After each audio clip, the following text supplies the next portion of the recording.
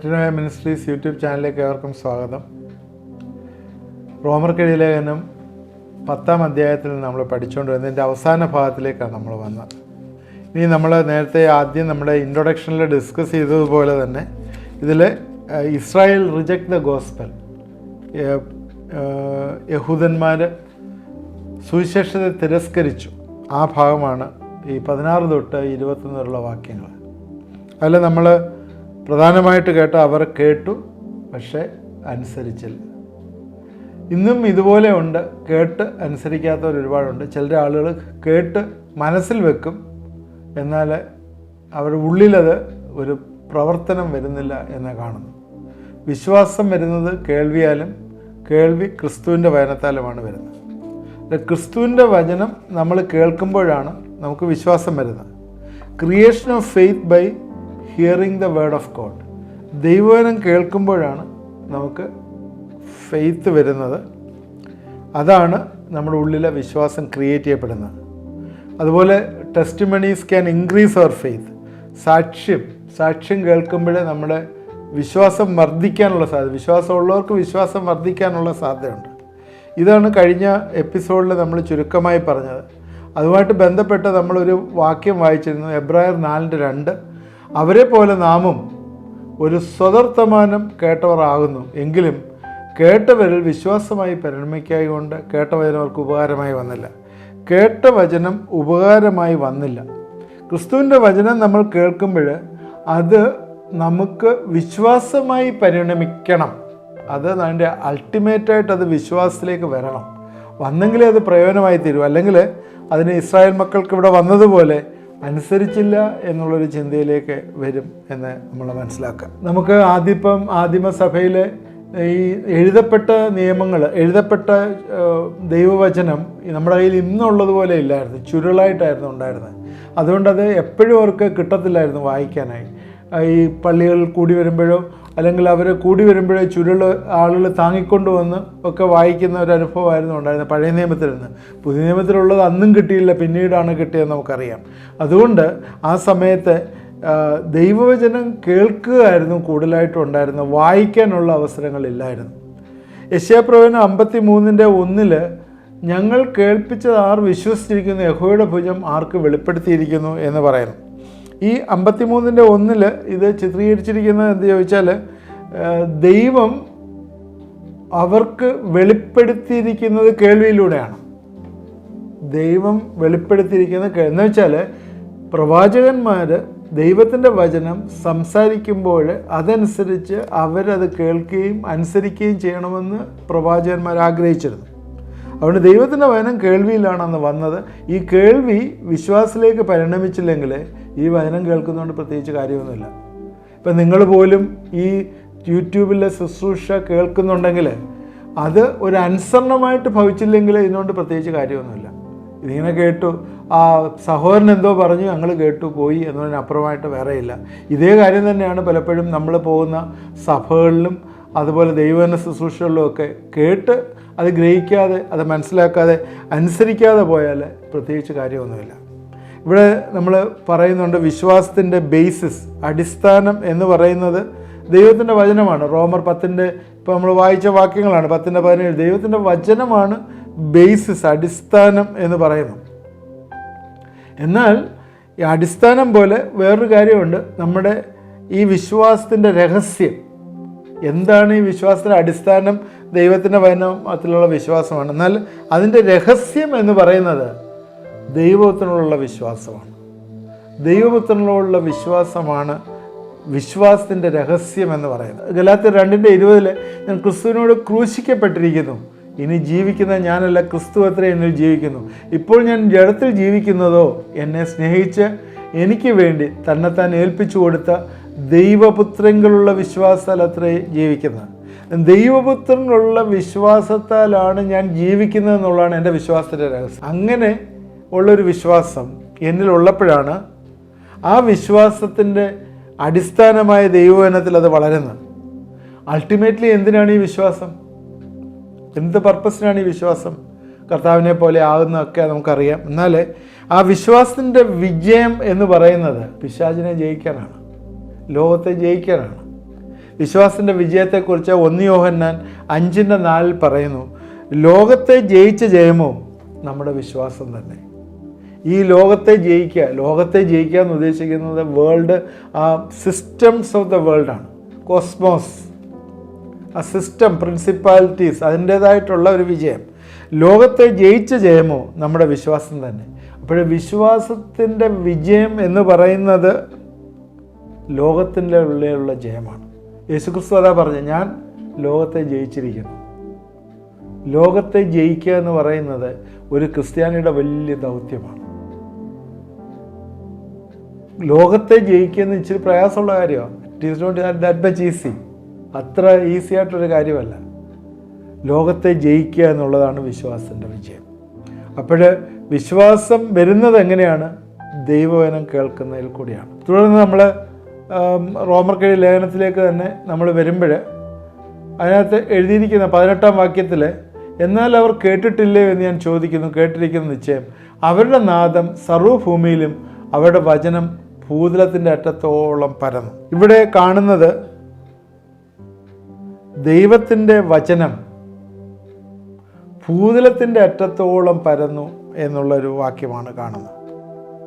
ഈ ഭൂതലത്തിൻ്റെ അറ്റത്ത് എന്ന് പറഞ്ഞ് ഇവിടെ എഴുതിയിരിക്കുമ്പോൾ അത് നമ്മൾ ചിന്തിക്കേണ്ടത് സർവ്വജാതികളുടെ ഇടയിലും, അല്ലെങ്കിൽ ഈ വാക്യം സങ്കീർത്തനം 19:4 നിന്ന് കോട്ട് ചെയ്ത വാക്യമാണ്. ഭൂമിയിൽ എല്ലായിടവും അതിൻ്റെ അളവ് നൂലും ഭൂതലത്തിൻ്റെ അറ്റത്തോളം അതിൻ്റെ വചനങ്ങളും ചെല്ലുന്നു. ഭൂമിയിൽ അതിൻ്റെ എല്ലാ അളവ് നൂലും ഭൂതലത്തിൻ്റെ അറ്റത്തോളം അതിൻ്റെ വചനങ്ങളും ചെല്ലുന്നു. എന്താണ് സങ്കീർത്തനം 19 എഴുതിയിരിക്കുന്നത്? ദൈവത്തിൻ്റെ മഹത്വം, ദൈവത്തിൻ്റെ കൈവേല, ദൈവത്തിൻ്റെ വചനം ഭൂമിയുടെ അറ്റത്തോളം ചെല്ലുന്നു. ഇവിടെ എല്ലാ ജാതികളും ഗോത്രങ്ങളും ഭാഷകളും വംശങ്ങളും ആയിട്ടുള്ളവരെല്ലാവരും കർത്താവിൻ്റെ സന്നിധിയിൽ നിന്ന് കർത്താവിനെ ആരാധിക്കുന്ന വലിയ ദർശനം യോഹന്നാൻ വെളിപ്പാട് പുസ്തകത്തിൽ കണ്ടെങ്കിൽ ഭൂമിയുടെ എല്ലാ അറ്റത്തോളവും ദൈവത്തിൻ്റെ വചനം ചെല്ലണമെന്ന് ദൈവത്തിൻ്റെ ആഗ്രഹമാണ്. ദാറ്റ് മീൻസ് ഭൂമിയുടെ എല്ലാ അറ്റങ്ങളോളം സുവിശേഷം ഘോഷിക്കപ്പെടണമെന്ന് ദൈവത്തിൻ്റെ ആഗ്രഹമാണ്. ഇവിടെ ഭൂമിയുടെ അറ്റം എന്ന് പറഞ്ഞാൽ ജനങ്ങളുള്ള സ്ഥലങ്ങളെല്ലാം. പൗലോസ് പറയുന്നുണ്ട്, ഞാൻ ഭൂമിയുടെ അറ്റത്തോളം കർത്താവിൻ്റെ സുവിശേഷം പറഞ്ഞു എന്ന് പറയുന്ന ഭാഗം ഇവിടെ ഓർക്കുകയാണ്. അതുകൊണ്ട് തിരിച്ച് റോമർക്കെഴുതിയ ലേഖനത്തിലേക്ക് വരുമ്പോൾ,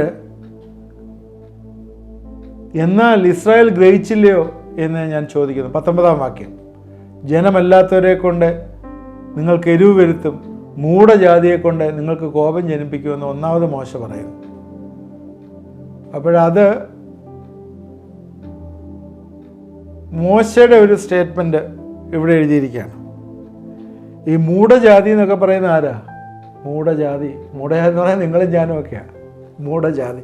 ഈ മൂഢന്മാരെന്നൊക്കെ വിളിക്കുന്നത് പ്രയാസമുള്ള കാര്യം. മൂഢജാതി എന്ന് ഇവിടെ കാണിച്ചിരിക്കുന്നത് ഇസ്രായേൽ അല്ലാത്തവരെ എല്ലാം, ഗ്രീക്ക് ആളുകളെല്ലാം തന്നെ മൂഢജാതി എന്ന് പറഞ്ഞിട്ട് ഇവിടെ പറയുകയാണ്.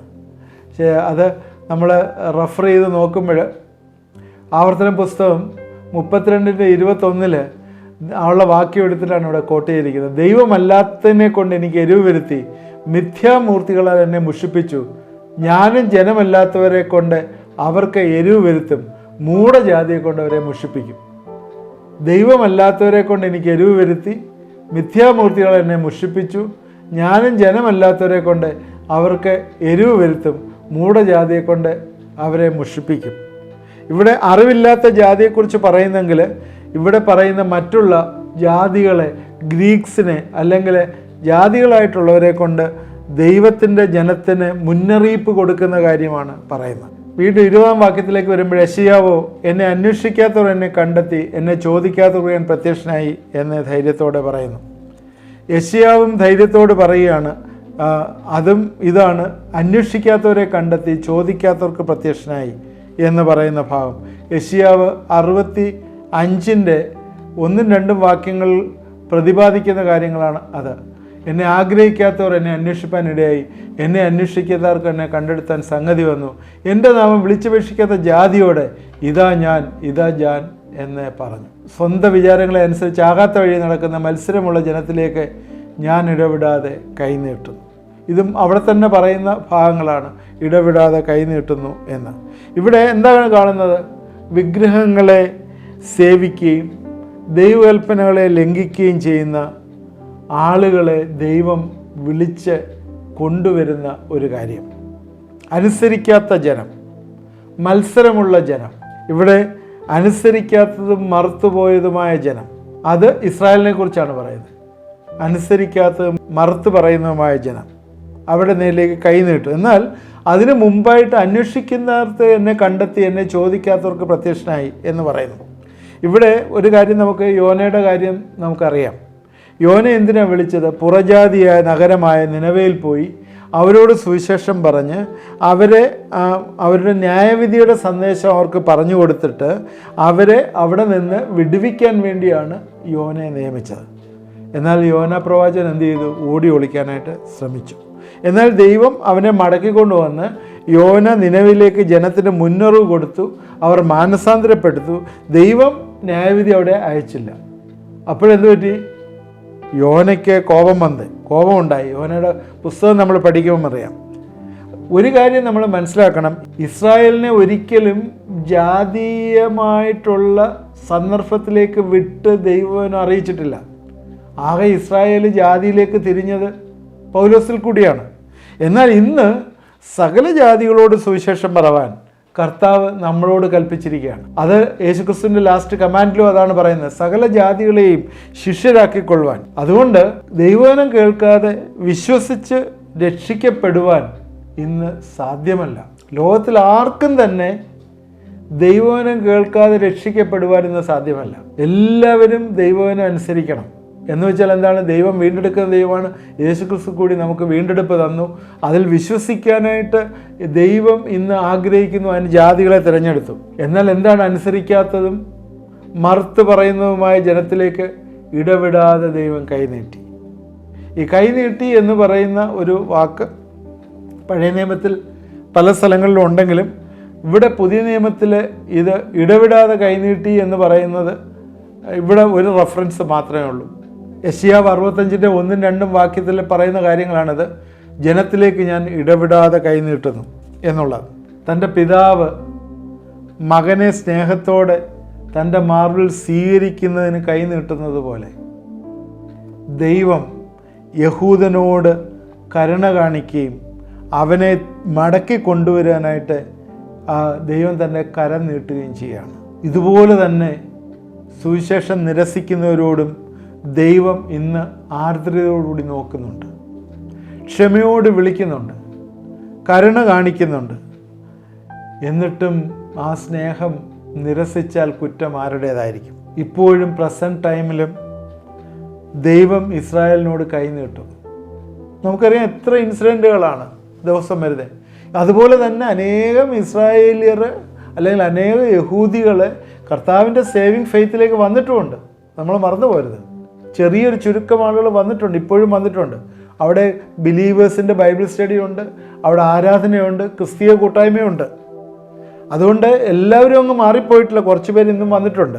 ഇന്നും ദൈവം കൈനീട്ടുകയാണ്. അതുകൊണ്ട് അവർക്ക് എരിവ് വരുത്താൻ ജാതികളെ ദൈവം തിരഞ്ഞെടുത്തു. എന്തിനാണ്? ഇസ്രായേലിനെ വീണ്ടെടുക്കാനായി, ഇസ്രായേലിനെ തിരിച്ചറിയാൻ വേണ്ടി ജാതികളെ ദൈവം തിരഞ്ഞെടുത്തു. 10-ാം അധ്യായം ഇവിടെ അവസാനിക്കുകയാണ്. ഇതിനകത്ത് നമ്മൾ എന്താണ് പഠിച്ചത്? പ്രധാനമായിട്ട് പഠിച്ചത് എന്താണ്? അത് നിങ്ങൾ നോട്ടൊക്കെ എഴുതി വെച്ചിട്ടുണ്ടെങ്കിൽ നിങ്ങൾക്ക് അത് മനസ്സിലാവും. നമ്മൾ പഠിച്ചത് പ്രസൻറ്റ് ഡീലിംഗ് ഓഫ് ഇസ്രായേലിൻ്റെ പ്രസൻറ്റ് ഡീലിംഗ്, എങ്ങനെയാണ് ദൈവം അവരുമായിട്ട് ഡീൽ ചെയ്യുന്നതെന്നുള്ളതാണ് നമ്മളിന്ന് പഠിച്ചത്. ഇന്ന് നമ്മൾ പഠിച്ച ഭാഗത്തിൽ പ്രധാനമായിട്ട് അവരെ സുവിശേഷം തിരസ്കരിച്ചു എന്നുള്ളതാണ് പഠിച്ചത്. അതുകൊണ്ട് അവരെ ഈ വിശ്വാസത്തിൻ്റെ പ്രമാണത്തിലേക്ക് കൊണ്ടുവരുവാനായിട്ട് ജാതികളെ അവർ വീണ്ടും തിരഞ്ഞെടുത്തു എന്നും നമ്മളിന്ന് പഠിച്ചു. ഇന്നും ഇസ്രായേലിനെ ദൈവം കൈനീട്ടി വിളിച്ചുകൊണ്ടിരിക്കുകയാണ്. ഇന്ന് നമ്മളെ സംബന്ധിച്ചിടത്തോളം ദൈവം കരുണ കാണിച്ച് ഇന്ന് നമ്മളെയും വിളിച്ചുകൊണ്ടിരിക്കുകയാണ്. തീർച്ചയായും ആ വിളി നിങ്ങൾ കേട്ടിട്ടുണ്ടെങ്കിൽ ദൈവിക പദ്ധതി പ്രകാരം നിങ്ങൾ ദൈവത്തിൻ്റെ സന്നിധിയിൽ കാണും. ഇല്ലെങ്കിൽ നിത്യമായ നരകത്തിൻ്റെ അവസ്ഥയിൽ നമ്മളായിപ്പോവും എന്ന് മറന്നുപോയത്. എൻ്റെ പ്രിയ ശ്രോതാക്കളെ, എന്നെ കണ്ടുകൊണ്ടിരിക്കുന്നവരെ, ഇസ്രായേലിൻ്റെ പ്രസൻറ്റ് ടൈമിലെ ആ കാഠിന്യത്തെക്കുറിച്ച്, ആ സ്റ്റബോണിനെ കുറിച്ച് ആണെന്ന് പറഞ്ഞത്. ഇസ്രായേലിൻ്റെ പ്രോബ്ലംസ് ഡയഗ്നൈസ് ചെയ്താണ് പറഞ്ഞത് പൗലോസ്. ഇതെന്തിനാണ് ഇതെല്ലാം പറയുന്നതെന്ന് ചോദിച്ചാൽ, ഈ ഇസ്രായേൽ വീണ്ടും കർത്താവിനെ അറിയണം, തിരിച്ചു വരണം, അവർ ദൈവത്തെ അക്സെപ്റ്റ് ചെയ്യണം എന്നുള്ളതുകൊണ്ടാണ്.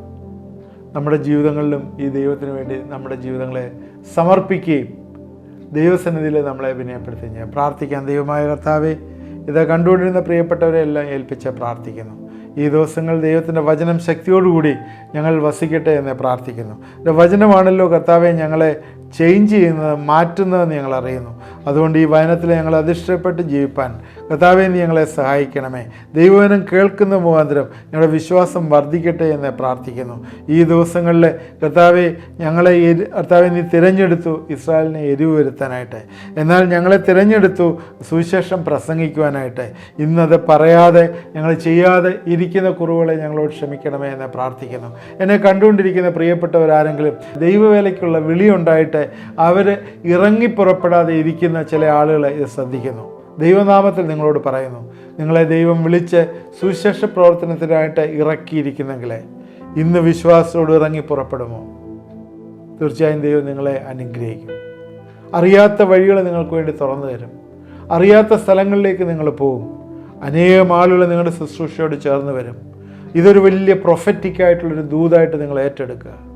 അനേകം ആളുകൾ ദൈവത്തിൻ്റെ വചനം അറിയാനായിട്ട് ഇടവരും. അറിയാത്ത സ്ഥലത്ത് നിങ്ങൾ പോവുകയും കടന്നു പോവുകയും അവിടെ പ്രവർത്തിക്കുകയും ചെയ്യുവാനായിട്ട് ഇന്ന് ദൈവസന്നിധിയിൽ നിങ്ങളൊരു തീരുമാനമെടുക്കൂ. ദൈവം നേരത്തെ വിളിച്ചിട്ടുണ്ട്, തിരിച്ചറിവുണ്ട്. എന്നാൽ ജാതികൾ നശിച്ചു പോകുന്ന സ്ഥലങ്ങളിലെ, ദൈവത്തെ അറിയാതിരിക്കുന്ന ആൾ നശിച്ചു പോകുന്ന സ്ഥലത്തെ നിന്നെ ദൈവം വിളിച്ചിരിക്കുന്നു എന്നുള്ള വലിയ ചിന്തയിലെ ദൈവസന്നിധിയിലേക്കൊന്ന് സമർപ്പിച്ചു കൊടുക്കുമോ? കർത്താവേ, എന്നോട് ചേർന്ന് പ്രാർത്ഥിച്ച പ്രിയ മക്കളെ അനുഗ്രഹിക്കണമേ. നിൻ്റെ വലിയ വിളിക്ക് യോഗ്യരായിട്ട് നിൻ്റെ വേല ചെയ്യുവാനായിട്ട് കർത്താവെ അവരെ ശക്തീകരിക്കണമേ എന്ന് പ്രാർത്ഥിക്കുന്നു. പരിശുദ്ധാത്മാവിൻ്റെ അഭിഷേകം അവരുടെ മേൽ വന്നു ചേരട്ടെ എന്ന് പ്രാർത്ഥിക്കുന്നു. ഇത് കേട്ടുകൊണ്ടിരുന്ന എല്ലാവരെയും അനുഗ്രഹിക്കണം. യേശു ക്രിസ്തുവിൻ്റെ നാമത്തിൽ പ്രാർത്ഥിക്കുന്നു. കേൾക്കണമേ. ആമേൻ. തീർച്ചയായും നിങ്ങൾ ഇത് കണ്ടുകൊണ്ടിരുന്ന ദൈവം അനുഗ്രഹിക്കട്ടെ. ഇന്ന് പ്രത്യേകിച്ച് പ്രാർത്ഥിച്ചതാണ്. ദൈവവേലയ്ക്ക് വേണ്ടി ആരൊക്കെയോ ഇന്ന് ദൈവസന്നിധിയിൽ തീരുമാനിച്ചിട്ടുണ്ട്. തീർച്ചയായും ദൈവം നിങ്ങളെ വിളിക്കുന്നു. നിങ്ങൾ പോകുക, പ്രസംഗിക്കുക. ഏതെങ്കിലും രീതിയിൽ ഏതെങ്കിലും സഹായങ്ങൾ, സപ്പോർട്ടുകൾ മിനിസ്ട്രിയുമായിട്ട് ആവശ്യമുണ്ടെങ്കിൽ ആ നമ്പറിൽ എന്നെ വിളിച്ച് നിങ്ങൾ കോൺടാക്റ്റ് ചെയ്യുക. പ്രധാനമായിട്ട് ഞങ്ങളും ശുശ്രൂഷയായിട്ട് നോർത്ത് ഇന്ത്യയിൽ പല സ്റ്റേറ്റുകളിൽ ശുശ്രൂഷ ചെയ്യുന്നുണ്ട്. ആ ശുശ്രൂഷയിൽ നിങ്ങൾക്ക് സംബന്ധിക്കാം, അത് പോയി കാണാം. ഇല്ലെന്നുണ്ടെങ്കിൽ ദൈവം നിങ്ങളെ വിളിച്ചിരിക്കുന്ന ശുശ്രൂഷയ്ക്ക് നിങ്ങൾക്ക് ഇറങ്ങി പുറപ്പെടാം. ആരെയൊക്കെ ഇന്ന് ദൈവം വിളിച്ചിട്ടുണ്ട്. തീർച്ചയായും ദൈവം നമ്മളെ അനുഗ്രഹിക്കട്ടെ. ഇത് വാച്ച് ചെയ്യണം. തുടർന്നും ഇതെല്ലാ ദിവസവും ഉണ്ട്. നമ്മളെ 10-ാം അധ്യായം തീർന്നു. 11-ാം അധ്യായത്തിലേക്ക് കയറാൻ ഇസ്രായേലിൻ്റെ ഫ്യൂച്ചറിനെ കുറിച്ചാണ് ഇനി നമ്മൾ ചിന്തിക്കുന്നത്. എല്ലാം ഇത് നമ്മുടെ ജീവിതങ്ങളിൽ ഏറ്റവും പ്രയോജനമായി തീരും. മറ്റുള്ളവർക്ക് ഷെയർ ചെയ്ത് കൊടുക്കുക. പ്രെയർ റിക്വസ്റ്റുള്ള വാട്സാപ്പ് നമ്പറിൽ അയച്ചാൽ നിങ്ങൾക്ക് വേണ്ടി പ്രാർത്ഥിക്കുന്നതാണ്.